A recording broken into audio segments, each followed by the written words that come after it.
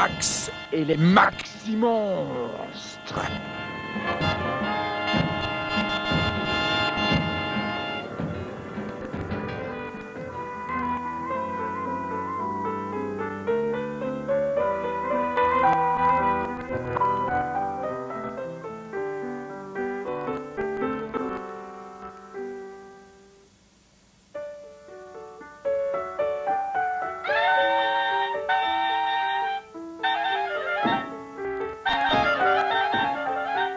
Un soir, Max enfila son déguisement de loup. Puis il se mit à faire bêtise sur bêtise.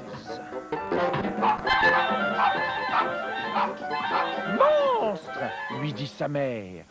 Je vais te manger, répondit Max. Et il se retrouva au lit sans avoir rien mangé du tout.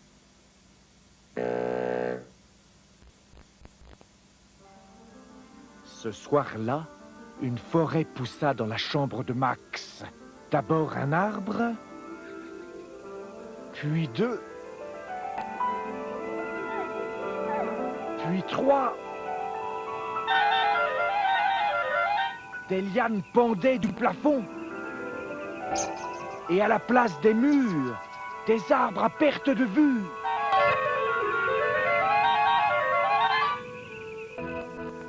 Ensuite, un vaste océan se forma.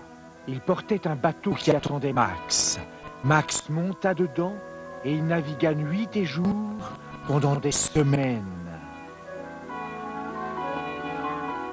Au bout d'1 an, Max arriva au pays des Maximonstres.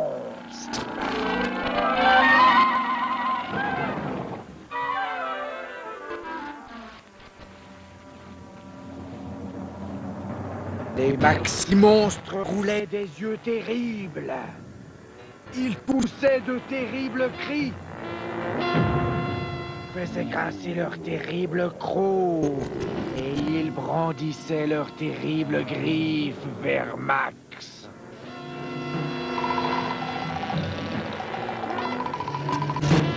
Silence, leur ordonna Max. Il les fixait droit dans leurs yeux jaunes.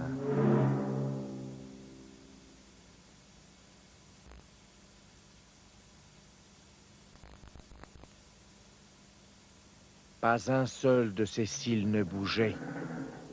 Les Maximonstres eurent tellement peur du terrible Max qu'ils en firent leur roi.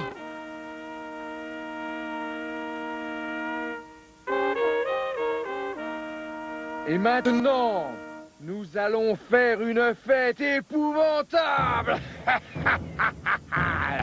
déclara le roi Max.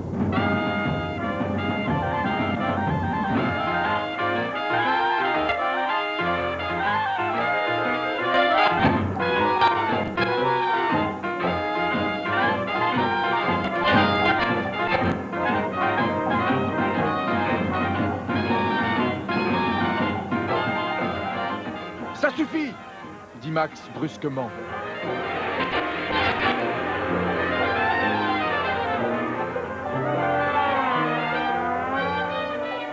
Et il envoya les Maximonstres au lit sans dîner.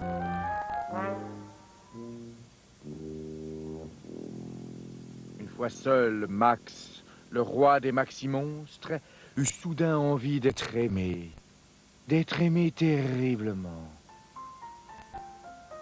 De loin, de très loin, du bout du monde, lui parvenaient des odeurs de choses délicieuses à manger. Max en eut assez d'être le roi des Maximonstres. Mais les Maximonstres s'écrièrent « Ne nous abandonne pas! Nous allons te manger! Nous t'aimons terriblement! »« Ah non !» dit Max. Les Maximonstres poussèrent de terribles cris.